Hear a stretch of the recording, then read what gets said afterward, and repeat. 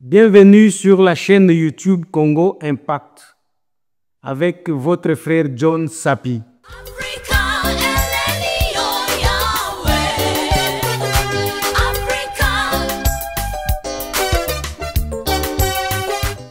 Aujourd'hui, je voudrais que nous parlions de l'accord qui a été signé à Washington par les deux ministres des Affaires étrangères, le ministre du Rwanda et celle de la RDC, Kaykwamba.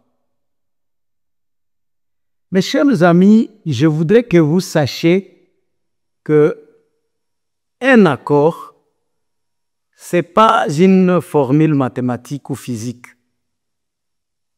Donc, un accord, ce n'est pas une réponse d'une équation à deux inconnus. Donc, un accord émane d'une science qui n'est pas exacte. Donc, on peut toujours contredire et discuter sur un accord, même si c'est quelque chose qui a été écrit par de grands juristes, de grands professeurs de sciences politiques et administratives. Donc, on peut toujours discuter. Et on peut même donner quelques articles aux étudiants pour, comme sujet de dissertation. Parce que ce sont des choses, disons, ce sont des choses auxquelles on peut toujours discuter, faire des discussions, des débats. Ce n'est pas exact. Mais seulement ce que je voudrais vous dire est que celui qui est vrai, c'est le rédacteur d'un accord. Parce que c'est lui qui connaît l'esprit avec lequel l'accord a été écrit. Et c'est là où moi je suis. Alors, est-ce que l'accord de Washington, c'est un échec? Est-ce que les M23 ne vont pas sortir, quitter quoi? Est-ce que le Rwanda ne va pas quitter? C'est ça les questions, parce qu'il y a des gens qui disent non, l'accord a été, discuté, signé sans les M23. Donc les M23 ne sont pas concernés. Il y a ceux qui disent que non, dans l'accord, on n'a pas cité l'agresseur. Ça va? Donc, ils ont aussi raison. Mais mes chers amis, sachez très bien que c'est lui qui a la vérité, disons, de l'accord. C'est le rédacteur, parce que c'est lui qui connaît l'esprit avec lequel ce texte-là a été écrit. Et moi, je vous dis que l'esprit avec lequel on a écrit ces documents-là est que les M23 puissent quitter le pays, ou soit qu'ils puissent déposer des armes et que le Rwanda quitte le pays. Tout simplement parce que les États-Unis comme pays avaient envoyé Bintou Keïta pour aller dire au M23 de déposer des armes. Et je pense que nous avions tous suivi ce que Bintou Keïta avait dit et la réponse de Nanga. Donc on les avait dit de déposer les armes et de quitter. Donc de libérer la ville de Goma et Bukavu. Alors, pourquoi est-ce que nous pouvons dire maintenant, aujourd'hui, que non, les M23 ne sont pas concernés? Pourtant, ils sont déjà avertis de quitter, donc de déposer les armes. C'est ça l'esprit avec lequel on avait écrit cet accord-là. Vous savez que le président Félix Antoine Tshisekedi Tshilombo, à un certain moment, quand il était à Sankuru, il avait dit quelque chose que les gens n'avaient pas compris. Mboka oyo ekufaki kada. Bisonde toye pour que tozongisango esika esengeli ezala. Bisonde toye tozongisango esika esengeli ezala. C'est ce que Félix Antoine Tshisekedi avait dit. Vous savez très bien que Mboka oyo ekufaki, c'est vrai. Ou soit Toloba ezala qui déjà ya kufa. Donc le pays était mort. Et moi je vais vous dire pourquoi. D'abord, le pays était mort, même dans nos montagnes, dans nos esprits. Parce que aujourd'hui, le mental d'un Congolais ne comprend pas que, ou soit n'admet pas que le Rwanda peut quitter dans l'est de la République du Congo. Pour un Congolais, Kagame c'est un fantôme, c'est quelqu'un qu'on ne peut pas dire de quitter et qu'il quitte facilement. Donc, notre mentalité était déjà foutue. Et vous savez pourquoi? Tout simplement parce que l'ancien régime nous avait soumis à une victimisation, de l'intimidation. Donc, on était devenus victimes de l'intimidation de Kagame, du Rwanda. Et c'était ça maintenant notre mode de vie. Totika, le Rwanda a dominé sur nous comme lui est puissant et que nous ne sommes pas capables de les chasser. On n'avait même pas l'audace de dire à Kagame non. Et maintenant qu'il y a quelqu'un qui est venu et il vous dit que non, Mboko, il faut que nous nous réveillons. Donc, que nous nous réveillons pour que le Rwanda quitte. Parce que nous, on était déjà, disons, endormis, Nous étions endormis et que pour nous, on était victimes de l'intimidation. Et cette manière-là de vivre, on était déjà habitués à ça. Donc, notre mental n'était plus vraiment... Qu'est-ce que moi je puis dire? Même notre esprit était vraiment mort. Vraiment mort. Et là, on était déjà vraiment à l'aise avec ces rythmes-là. Mais il y a quelqu'un qui est venu dire non. Réveillons-nous. Et aujourd'hui, qu'est-ce que nous pouvons dire? Aujourd'hui, qu'est-ce que nous pouvons dire?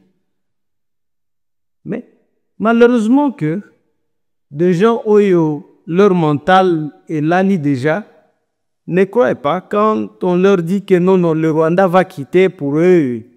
Ils voient comme c'est. Donc ils ont créé un mythe autour de Kagame et de Kabila et ils n'ont pas encore compris. Mes chers amis, réveillons-nous et croyez dans tout ce qui est en train de se faire à Washington. Croyez. Mboka ezalaki déjà ya kokufa. C'est maintenant que vous allez comprendre petit à petit. Je sais très bien que vous êtes en train de dire que Motwana et IDPS, donc ce sont des fanatiques, ainsi de suite. Mais quand nous vous disons qu'il y aura un accord qui sera signé, vous avez dit que nous sommes des fanatiques. Vous êtes des gens qui ne réfléchissent pas. Mais vous avez vu la signature signée. Mes chers amis, Mboka ezalaki ya kokufa. Et maintenant, Mboka elamuki. Donc, Félix veut laisser le pays là où le pays devait être. Aujourd'hui, qui pensait qu'on pouvait parler de la RDC, par exemple, aux États-Unis aujourd'hui? Donc, aller avec Kagame, celui que les autres considèrent puissant, hein, celui que Kabila a considéré puissant, aller avec lui aux États-Unis, disons, commencer à se moquer de lui comme on l'a fait là-bas. Qui pensait à ça? Dire à Kagame de quitter le pays. Et jusqu'à présent, vous continuez à nous considérer comme des fanatiques. Non, nous ne sommes pas des fanatiques, plutôt des gens qui parlent ou qui disent la vérité. Et continuez à nous suivre, mes chers amis. Abonnez-vous, abonnez-vous. Abonnez-vous et commentez. En tout cas, dites quelque chose sur ce que nous sommes en train de dire ici. Maintenant, vous avez compris que l'accord a été signé et que mboka oyo ezalaki ya kokufa lelo oyo tobandi kosepwisa yango pour que totika yango esika esengeli ezala. Malheureusement qu'il y a des gens au nano bazali ya kolala ya kokufa qui ne veulent pas que nous ayons la paix, tout simplement parce que Pewana et Yenanzela ya Félix Antoine Tshisekedi Tshilombo. J'aime le nom de Tshilombo.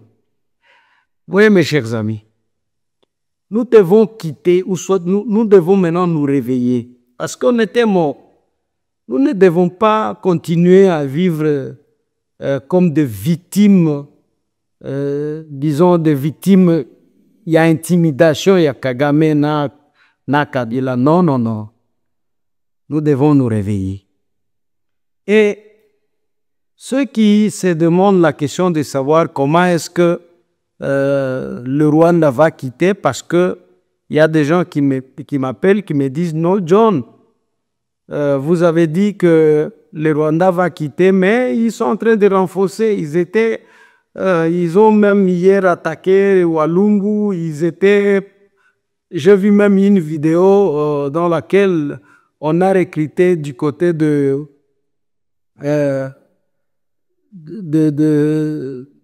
Nord Kivu, on a recruté 500 jeunes garçons, pas recruté, on a forcé 500 jeunes garçons d'entrer dans leur mouvement. C'est vrai qu'ils le font, mais ils savent très bien qu'ils vont partir. Sachez très bien que ce que les États-Unis n'acceptent pas, c'est la défaite. Les États-Unis ne vont pas accepter la défaite. Bakondimate? Bakondimate. Ça, je vous dis, c'est ça la vérité. Mes chers amis, mes chers grands frères, mes chers petits frères, mes sœurs, aujourd'hui, Trump, parce que c'était hier, si je ne me trompe pas, hein, que le ministre des Affaires étrangères, si c'est Ndaouroudouri, quelque chose comme ça, a fait, disons, a dit sur c'était quoi? Un journal, que ils ne vont quitter que lorsque les FDLR ne seront plus là. Et vous tous, vous avez cru, vous qui n'ont pris vraiment disons, ou soit, vous qui voulez que la guerre puisse continuer, ou soit, vous qui voulez que cette guerre ne puisse pas se terminer par l'entremise de M. Félix Antoine. Mais je vous dis que c'est que, donc, juste après, disons, l'interview du ministre des Affaires étrangères du Rwanda, Trump a nommé un général qu'on appelle Duncan pour qu'il aille, lui, se charger de comment on va quitter le Rwanda et les M23. Comment est-ce qu'il va traquer les M23 et les FDLR? Pourquoi est-ce que Trump l'a fait aujourd'hui? Tout simplement parce que il a vu que l'esprit nous soit le Rwanda, c'est comme si le Rwanda avait utilisé la ruse. Et maintenant, il a nommé un général de 4 étoiles dans le Kenya pour qu'il vienne foutre dehors les M23. Et la durée est de 30 jours. Moi, je vous dis que 30 jours. Mes chers compatriotes, ceux qui sont à Goma, à Bukavu, c'est une bonne veille. Il faut croire en ça. C'est une bonne veille. C'est une bonne veille parce que c'est la fin de la guerre. Quand on vous disait que c'est la fin de la guerre, vous nous avez jugés des fanatiques. Même aujourd'hui, j'ai lu dans un groupe là où les gens de l'IDPS, non, non, non. Maintenant, on est en train de parler patrie, pas parti. Vous vous trompez. Et vous qui portez toujours des lunettes noires pour voir des points noirs partout. En tout cas, vous aurez honte bientôt. Je vous dis que bientôt là, mes chers amis, bientôt là, les M23, AFC, Kabila, Nanga ne seront plus à Bukavu et à Goma. Ne seront plus à Bukavu et à Goma. Parce que quand on parle de FDL, vous tous qui vivez, disons, au nord Kivu et sud Kivu, vous savez très bien qu'il n'y a pas de FDL. Ça, vous le savez. Il n'y a pas de FDL. Parce qu'une affaire qui date de 30 ans,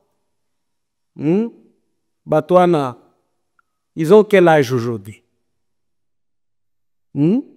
Donc, vous direz que leurs petits-fils, ce sont des FDL. Et quelqu'un qui est né en RDC, il peut devenir un Congolais aussi. Et dire que c'est un FDL. Parce que même le général là, quand il arrivera à Goma, Bukavu, les M23, il va les trouver partout. Dans de marchés partout là. Mais les FDLR, il va les trouver où? Et même Trump sait très bien que les FDLR n'existent pas. Donc ils ne sont pas là. Parce que les FDLR n'ont jamais été une menace au Rwanda. Si les FDLR tuent, c'est en RDC. C'est nous qui devrions peut-être nous débarrasser de FDLR, pas le Rwanda. Et les FDLR, même vous les intellectuels, vous savez très bien que les FDLR ne sont pas là. Habiko. Biko fasiba. Nakama biko batatu ba ine. Bon, donc, le travail sera facile à Dankal de trouver les M23, mes chers amis. Et la durée est de 30 jours. 30 jours seulement. Donc, je vous dis que à la fin du mois de juillet, appelez-moi. Appelez le fanatique et pour que vous me disiez, non, vous avez dit ça. Et moi, je vous dis que, ok, ils peuvent toujours résister parce que je sais très bien que, comme je l'ai toujours dit, d'autres gens sont de pygmées politiques. Ils peuvent toujours résister, mais ils subiront la pression de la grande puissance.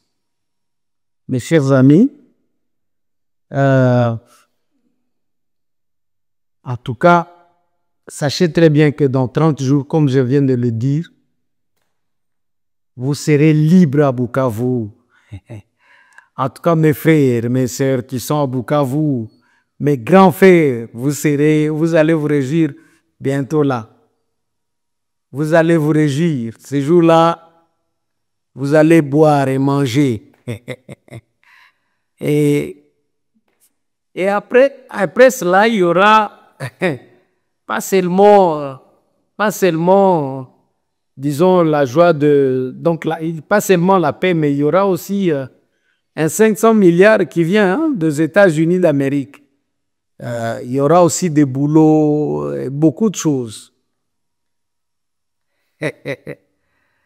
En tout cas, OK. Je voudrais que vous puissiez vous abonner, aimer notre vidéo et partager. En tout cas, ciao, ciao.